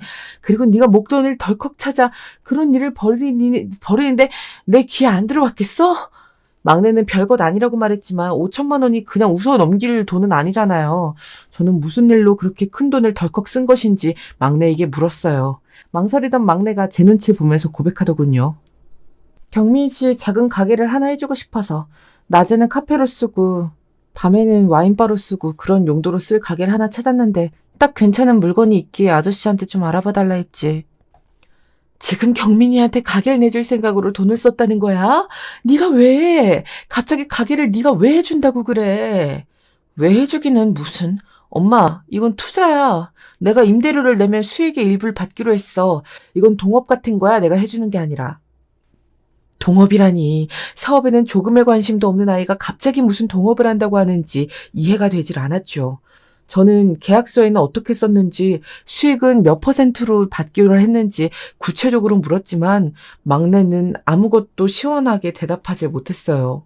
공동 명의도 아니고 명의도 경민이 걸로 하고 수익의 몇 %를 받을지 정확하게 계약서를 쓰지도 않았으면서 이게 무슨 동업이란 거야. 투자? 지금 네가 하는 게 무슨 투자야. 어차피 경민 씨랑 결혼도 할 거고 그렇게 되면 부부 공동재산이 될 텐데 무슨 걱정을 그렇게 해요. 부부 공동재산. 지금 그게 중요해? 첫 시작이 잘못되었잖아. 결혼은 결혼이고 사업은 사업이지. 거기다가 지금 아직 결혼한 것도 아니잖아. 그럼 정확하게 계약서 쓰고 확실하게 할 것은 확실하게 해야지. 이렇게 물러터져서 무슨 동업을 한다고? 저는 속상한 마음에 막내에게 소리를 질렀어요. 막내 역시 그런 저의 모습이 처음이라 당황하면서도 제가 막내 남자친구를 믿지 못한다고 생각했던 것인지 서운함을 고스란히 내비치셨죠. 하지만 저는 막내 남자친구라서가 아니라 그 어떤 사람이더라도 지금 같은 상황에서는 똑같이 했을 것이라고 말해주었어요. 하지만 막내의 귀엔 그렇게 들리질 않았죠. 막내는 제가 곁에서 닥달을 하자 결국 전화를 걸어 수익 분배에 관한 구체적인 내용을 서면으로 남겨달라는 이야기를 했죠. 저는 조용히 옆에서 두 사람의 대화를 듣고만 있었어요. 수익의 일부는 챙겨주겠다고 했었잖아요. 제 말을 못 믿어서 서면으로 남기자고 하는 거예요? 그럴 리가요. 경민 씨 믿죠. 그래도 동업하기로 했는데 구체적으로 해둘 것은 해두는 것이 좋지 않을까 싶어서요. 우리가 결혼할 사이긴 하지만 사업은 또 별개의 문제니까요. 막내는 제 눈치를 보며 조심스럽게 말했어요. 저는 그 모습 역시 못마땅했지만 가만히 듣고만 있었죠. 막내의 말이 끝나자 막내 남자친구는 길게 한숨을 내쉬더니 자신을 이렇게 못 믿는다니 너무 속상하고 서운하다는 말을 하더군요. 그리고는 막내가 원하는 대답은 피하고 가게 오픈을 위해 자신이 들인 돈이 얼마나 되는지, 시간과 노력이 얼마나 많은지에 대해서 주구장창 이야기를 하기 시작했어요. 막내 남자친구의 이야기가 길어질수록 막내의 얼굴에는 일종의 죄책감 같은 것들이 떠오르고 있었죠. 저는 기가 차서 정신 똑바로 차리란 뜻으로 막내의 손을 잡았어요. 알아요. 경민 씨 많이 힘들죠. 저도 알지만 둘이 뭉실한 것보다 확실한 게 좋지 않을까 싶어서요. 알겠어요. 그럼 수익의 30%를 매달 말에 입금하는 것으로 할게요. 됐죠? 막내는 혹시나 제가 다른 이야기라도 할까 싶었는지 바로 충분하다는 말과 함께 서면으로 작성해서 달라고 이야기하고는 전화를 끊어버렸죠. 이제 속 시원하세요? 저도 충분히 생각해서 투자했는데 엄마가 이렇게 나오실 줄은 몰랐어요. 막내는 섭섭한 마음이 꽤나 컸는지 방으로 들어가서 문을 세게 쾅 닫더라고요. 한마디 할까 하다가 그냥 넘어가기로 했지만 솔직히 막내 남자친구에게 실망한 것은 사실이었어요. 곁에서 전화를 듣고 있을 때 느꼈는데 교묘하게 막내의 마음 약한 구석을 이용한다는 기분이 들었거든요. 과연 이대로 결혼하는 것이 맞는 것일까 심각하게 고민이 되었답니다. 하지만 제 고민과는 상관없이 막내가 투자를 했다는 가게는 오픈을 했고 생각보다 장사가 그럭저럭 잘 되어가는 것 같았어요. 낮과 밤의 분위기가 다르다 보니 여기저기 입소문도 많이 나서 감성사진을 찍으러 손님들이 몰리기도 한다고 하더라고요. 회사 직원들 중에서도 그곳에 다녀온 사람들이 많았는데 다들 좋아하는 눈치기도 했어요. 그나마 어른 정도 성공을 한 것 같아서 다행이라는 생각이 들었죠. 그렇게 가게를 시작한 지 몇 달 지나지 않아 막내가 결혼 이야기를 꺼내며 상견례 날짜를 잡고 싶다고 하더군요. 저는 미리 이야기를 해주면 거기 맞추겠다고 했지요. 그렇게 대답한 지 얼마 되지도 않아 상견례 자리를 가졌어요. 사돈될 사람을 정말 처음 만났는데 막내 남자친구와는 전혀 다른 분위기를 가지고 있더라고요. 약속 시간에 맞춰 도착을 했는데 사돈 되실 분이 먼저 와 계셨어요.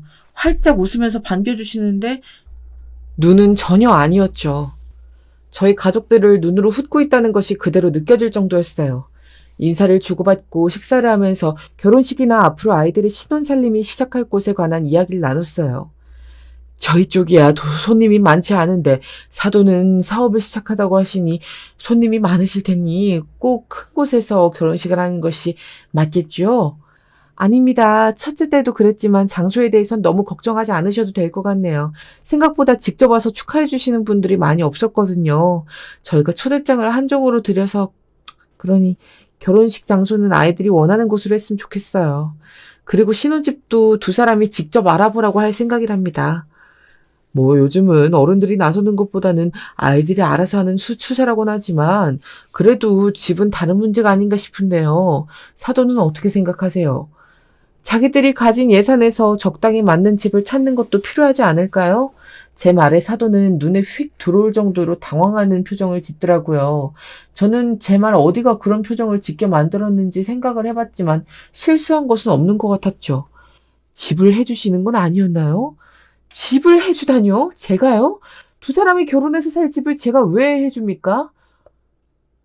저는 사돈의 말에 어이가 없어서 오히려 반대로 물었어요. 하지만 사돈은 당연히 제가 해줄 것으로 생각했던 모양이더라고요.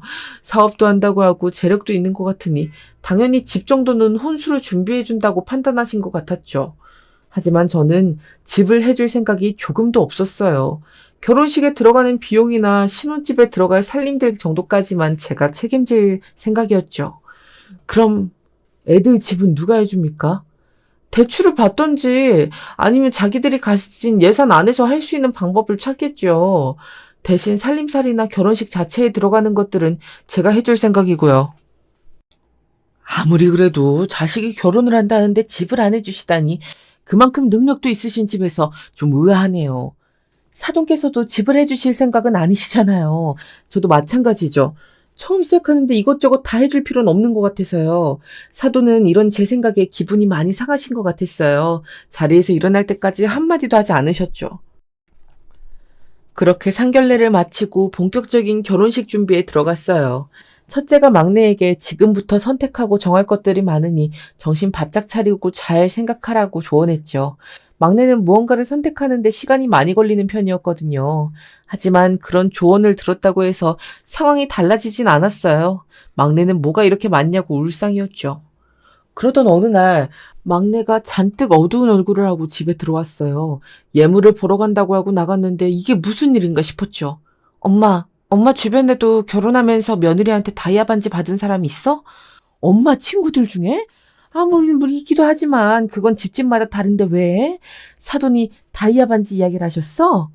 막내는 사돈이 대놓고 해달라는 말을 하신 것은 아니었지만 하루 종일 며느리가 해줬다고 친구가 반지 사준 자랑한 이야기를 했다고 하시더라고요. 친구 며느리가 이번에 시집 올 때 시어머니 하시라고 하면서 준 건데 세상에 다이아를 해줬지 뭐니. 그것도 알이 얼마나 굵은지. 그것뿐인 줄 아니? 반지만 하면 허전하다고 목걸이까지 세트로 사왔더라. 다이아가 다 거기서 거기인 줄 알았는데 세상에 얼마나 세련되게 보이던지 나도 이런 건 처음 봤다니까. 시어머니가 귀에 피가 날 정도로 이야기를 하시니 막내는 자기도 해드려야 하나 고민이 된다고 하더라고요. 지금 예산으로는 시어머니 패물까지 하기에는 부족해서 자기가 원래 하려고 했던 예물은 포기할 생각까지 하고 있었죠. 스트레스를 잔뜩 받은 얼굴로 이야기하는 딸아이를 보자 마음이 무겁더군요. 그리고 철없는 사돈의 행동에 약간은 질린다는 느낌을 받았기도 했고요. 자식 결혼에 왜 자신이 반지를 받고 싶어 하는지 그 심리를 도통 이해할 수가 없었죠. 저는 부족한 만큼은 도와주겠다고 말하긴 했지만 사돈에 대한 반감만 더 쌓이는 기분이었죠. 하지만 돈에 관련된 일은 그것뿐만이 아니었어요. 갑자기 예비사위가 저를 찾아왔거든요. 그리고는 가게가 잘 되어서 이번에 확장을 계획한다고 하더군요. 좋은 소식이라고 생각했어요. 확장할 만큼 입소문이 제대로 났으니 흐름을 타는 것도 나쁘지 않다고 생각했고요. 그런데 예비사위는 제게 사업 계획서라고 하면서 서류 한 장을 만들어 와서는 도와달라는 이야기를 꺼냈어요. 전 당연히 은행 가서 대출받을 거라고 생각했지 저한테 도와달라고 가져올 것이라고는 생각하지도 못했답니다. 가게 운영되는 거 보셔서 알겠지만 지금 자리가 없어서 손님을 못 받을 정도라서 어머님이 조금만 도와주시면 안 될까요? 은행에 대출은 알아봤어? 충분히 받을 수 있을 것 같은데. 제가 대출에 관한 이야기를 꺼내자 예비사위는 곤란한 표정을 잠시 짓더니만 금세 얼굴을 바꾸고는 처량한 표정으로 말했어요.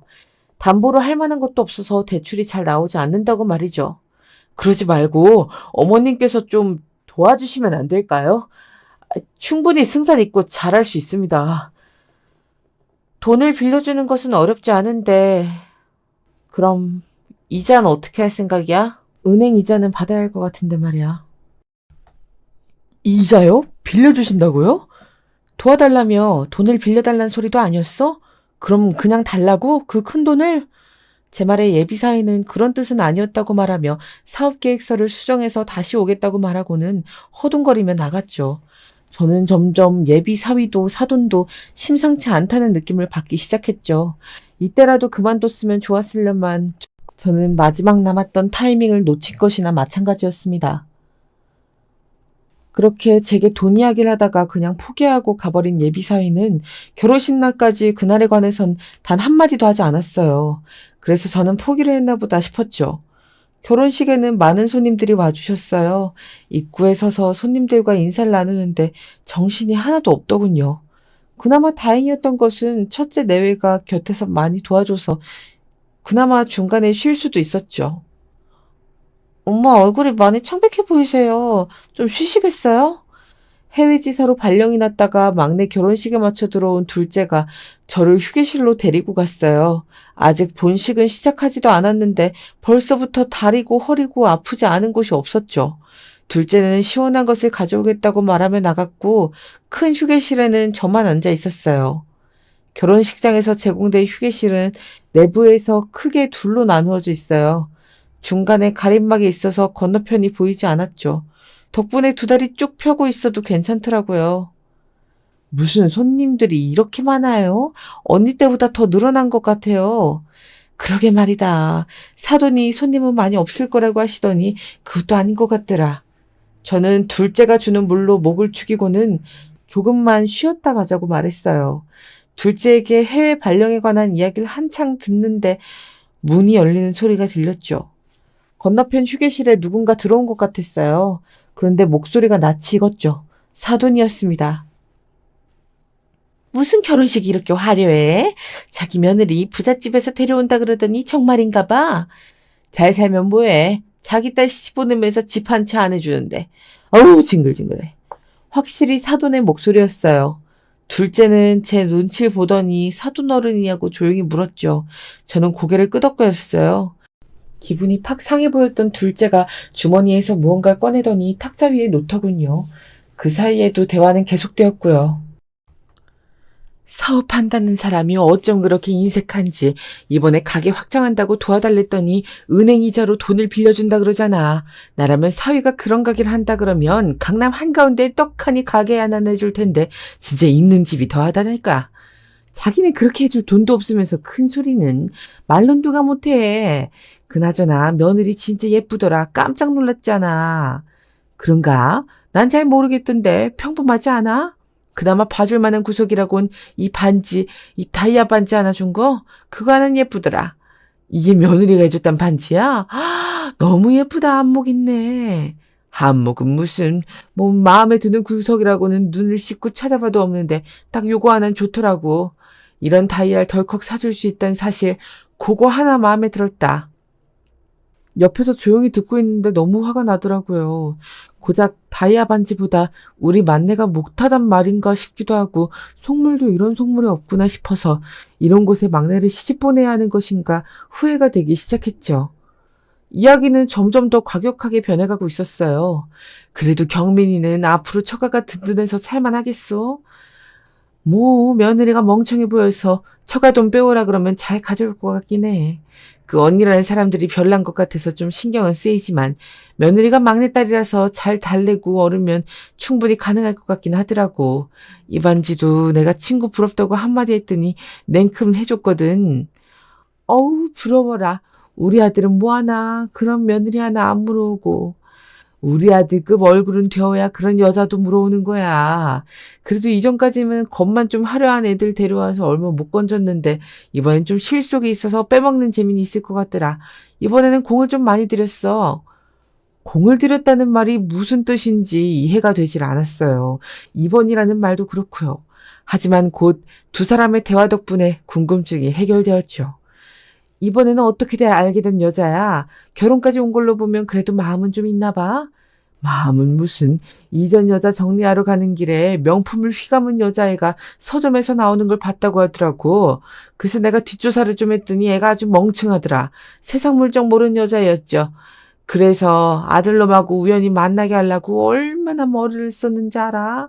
진짜 이번만큼 공들인 설계가 없었다고. 적당히 돈 좀 뽑고 나면 이혼시킬 거야. 사돈은 그렇게 말하고 크게 웃더니 이젠 나가봐야 한다며 휴게실을 나갔죠. 저는 사돈이 나갈 때까지 숨도 크게 쉬지 않고 있었습니다. 문이 닫히는 소리가 확실하게 나고서야 저는 한숨을 쉬었죠. 둘째는 잔뜩 굳은 얼굴로 내려놨던 물건을 품에 다시 넣더군요. 어떻게 하실래요, 엄마? 이대로 그냥 결혼식 진행하게 두실 거예요? 저는 너무 기가 막혀서 답답함 때문에 머리가 어지러울 지경이었어요. 하지만 둘째의 말처럼 이대로 가만히 있을 순 없었죠. 저는 첫째에게 전화를 걸어 당장 휴게실로 오라고 했어요. 그리고는 둘째에게는 막내 곁에 있으라고 말했죠. 곧 들어온 첫째에게 방금 있었던 일을 이야기하고 결혼식을 취소시킬 생각이란 것을 말했죠. 이야기를 다 듣고 난 첫째는 저보다 더 분노하며 당장 다 엎어버려야 한다고 말했어요. 이왕 이렇게 된 일 조용히 사태를 수습한다는 것은 힘들 거예요. 어떻게 하든 결혼식에 참석하신 분들께서 뒷말은 나오겠죠. 하지만 그 정도는 감수해야 할 것 같아요. 그리고 우리 잘못도 아니잖아요.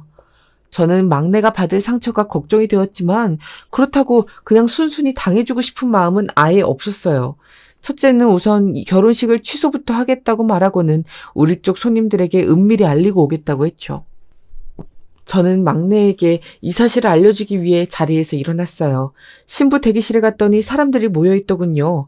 왜 여기 이렇게 있나 봤더니 원래는 활짝 열려 있어야 할 대기실이 굳게 닫혀 있더라고요. 신부 측 어머니라고 했더니 반색하며 문을 열어주셨죠. 대기실은 엉망이 되어 있었어요. 손에 들려 있어야 할 부케는 엉망이 되어 바닥을 웅크리고 있었고 찢어진 명사포 역시 바닥에 떨어져 있었죠. 저는 조용히 막내에게 다가가 잔뜩 웅크리고 있는 아이를 안아주었어요. 엄마, 어떻게 이런 일이 있을 수 있어요? 어떻게 사람을... 괜찮아, 네 잘못이 아니야. 그런 인간인 줄 누가 알았겠어. 괜찮아, 울지 마. 막내는 하염없이 눈물을 흘리며 제게 안겨 있었죠. 입고 있던 옷이 축축해지는 것이 느껴질 정도였어요. 얼마 후 첫째가 들어와서는 행사는 취소했다고 말했죠. 막내는 당장이라도 드레스를 벗어버리고 싶다고 말했어요. 언니 둘이 비장한 얼굴로 막내의 환복과 화장을 지우는 것을 돕고 있었어요. 먼저 옷을 갈아입은 저는 그런 아이들의 모습을 보면서 이것들을 어떻게 해야 하나 머리를 굴렸죠. 아무리 생각해도 형사 쪽으로는 가망이 없고 민사를 걸어야 할 것 같더라고요. 하지만 그렇게 해봤자 큰 타격은 없을 것 같았죠. 한참 고민을 하는데 둘째가 제게 와서는 예비 사위와 사돈에 대한 조사를 부탁했다고 말했죠. 기자 동기들 인맥을 동원했다고 하면서요. 이번이 처음은 아니라고 하니 다른 피해자들도 있을 거예요. 그리고 그것 말고도 다른 죄도 더 있겠죠. 그렇게 깨끗하게 살아온 인간은 아닌 것 같으니까요. 가게에 들어오는 와인이나 원두 쪽도 좀 알아보라 그래. 너희 아버지란 작자도 그랬으니까. 둘째는 고개를 끄덕이고는 어디론가 전화를 걸더군요. 그렇게 모든 것을 다 정리한 막내를 다시 꽉 안아주고는 예식장으로 향했어요. 우리 쪽 손님들의 대부분이 자리를 비웠더군요. 멀리서 보니 사돈과 예비사위가 상황에 자기들끼리 뭐라고 이야기를 주고받는 것이 보였죠. 저는 성큼성큼 안으로 걸어 들어갔어요. 제 얼굴을 본 예비사위와 사돈이 당황하며 달려왔죠. 어머님, 이게 다 무슨 일이에요? 손님들은 다 어디 가셨고요? 식당에서 아무것도 준비해줄 수 없다 그러는데 이게 무슨 소리예요? 딱 보면 알잖아. 이 결혼 없던 일로 할 생각이야. 손님들께도 돌아가라 말씀드렸고 식장에 취소도 넣었죠. 취소라뇨? 없던 일로 한다는 말씀이 무슨 소리세요? 사돈, 며느리에게 무슨 문제라도 생겼습니까? 갑자기 이게 다 무슨 경우랍니까? 문제요? 생겼죠? 우리 막내가 아니라 그쪽한테요. 아주 우리 막내 앞세워서 한몫 단단히 챙길 계획을 세우셨던데 어떻게 하죠? 저도 막내도 다 알아버렸는데 아마 원하시는 대로 일이 풀리진 않을 겁니다. 제 말에 얼굴이 벌겋게 달아오른 사돈은 무슨 말도 안 되는 소리를 하느냐며 소리를 높였어요. 식장 안에 남아있던 사람들의 관심은 어느새 이쪽으로 집중이 되었죠. 자기들끼리 이게 다 무슨 소리냐고 웅성거리는 것이 제 귀에도 들릴 정도였어요. 사돈어른 도대체 무슨 말씀을 하시는 건지 전혀 모르겠는데요. 아무리 우리가 없이 살았다고 해도 이렇게 무시하셔도 되는 겁니까? 없이 살아요. 아버지가 사업망하자 자취를 감췄단 말이 사실이긴 한가요? 우리 막내와 서점에서 우연히 마주친 것도 당신들이 우리한테 한 말 중에서 사실이 있기는 해요?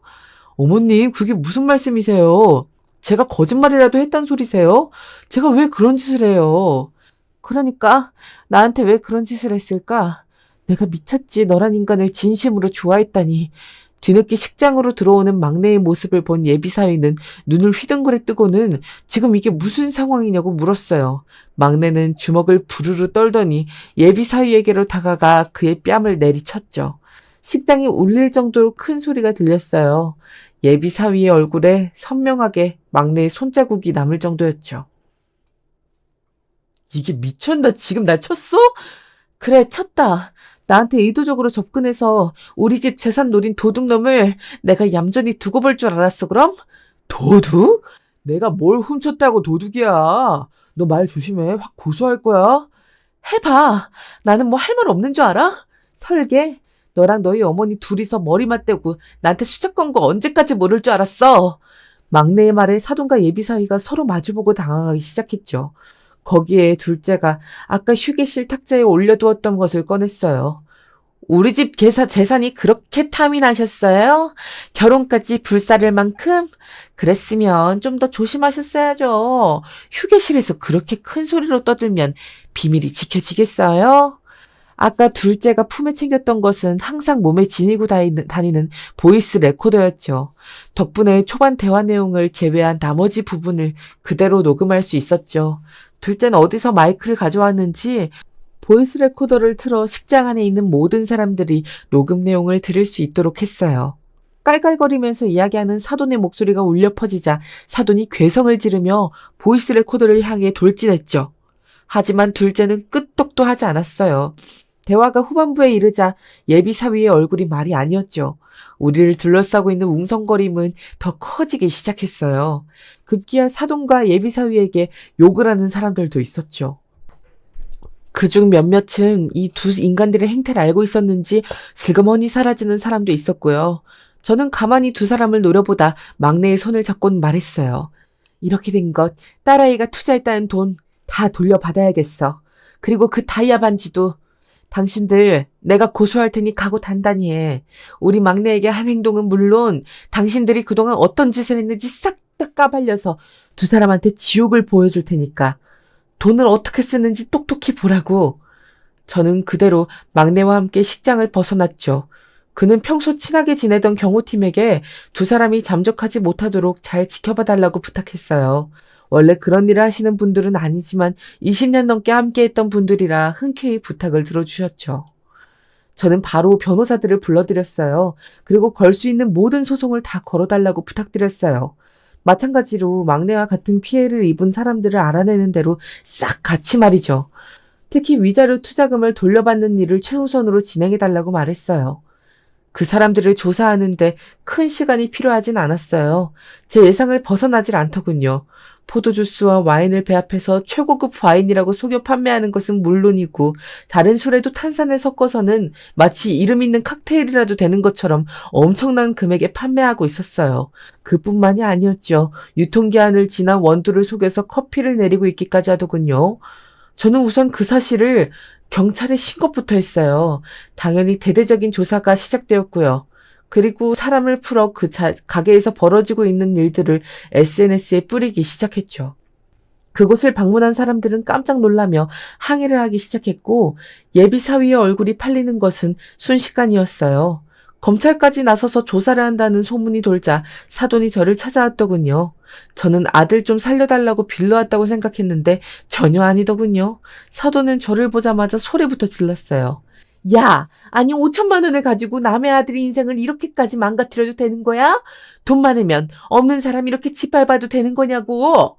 말은 똑바로 하세요. 지금 당신 아들이 겪는 모든 일들은 당신 아들이 다 자초한 일이니까.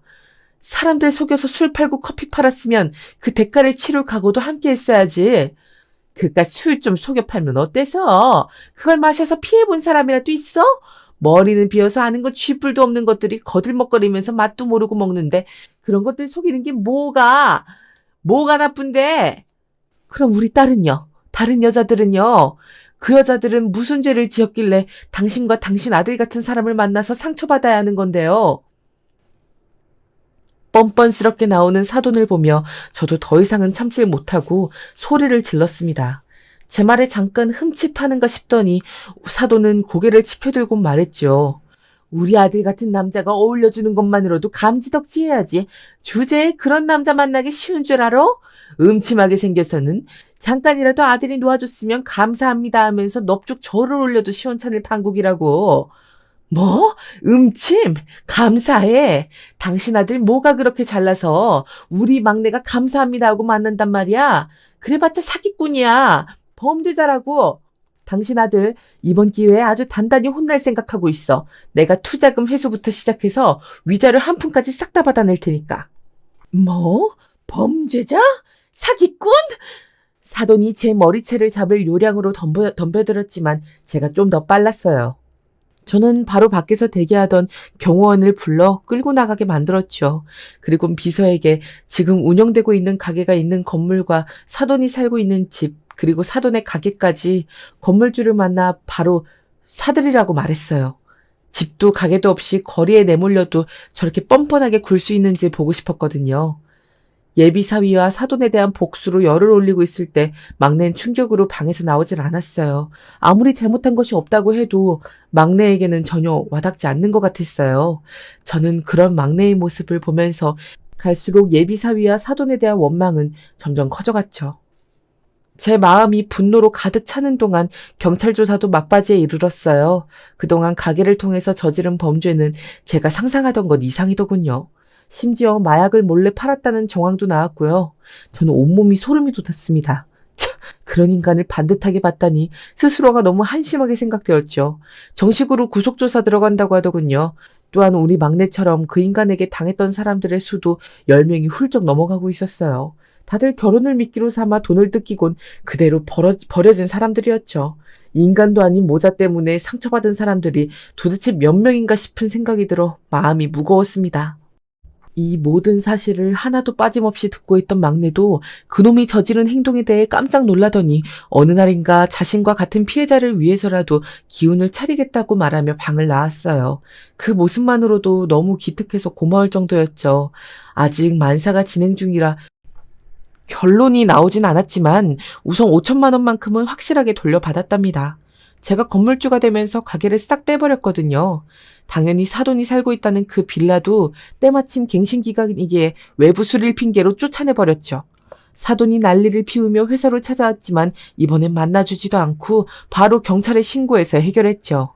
변호사들 말로는 마약 범죄와 술의 밀반입 때문에 형사처분도 피할 수 없을 것 같다고 하더군요. 거기에 추가적으로 진행되는 민사까지 친다면 교도소에 꽤 오랫동안 들어와 있어야 한다고 말이죠. 거기다 사돈도 화장품에 이상한 성분을 넣어 만들어서 판 것은 물론 여기저기 돈을 빌리고 도망친 전적이 화려해서 아무래도 그 사람들의 고소가 원만하게 진행된다면 마찬가지의 상황이 될 것이라고 들었답니다. 이 모든 이야기를 듣고 속이 시원하냐고 묻는다면 저는 아니라고 말하고 싶습니다. 비록 예비사위가 교도소에 들어간다고 하더라도 사돈이란 사람이 거리바닥에 앉아서 구걸을 한다고 해도 제 마음이 시원해질 일은 없을 것 같더라고요. 그걸로 우리 막내가 받은 상처가 치유되지도 그런 막내를 보는 제 마음이 편해질 리가 없기 때문이죠. 언젠가 시간이 흘러 우리 막내가 웃으면서 그 인간들에 대해 이야기를 할 날이 온다면 모르겠지만 말입니다. 오늘 밤에도 잠든 막내의 얼굴을 들여다보고는 속삭여줄 생각입니다. 너는 아무 잘못도 없으니 너무 자책하지 말라고 말이죠.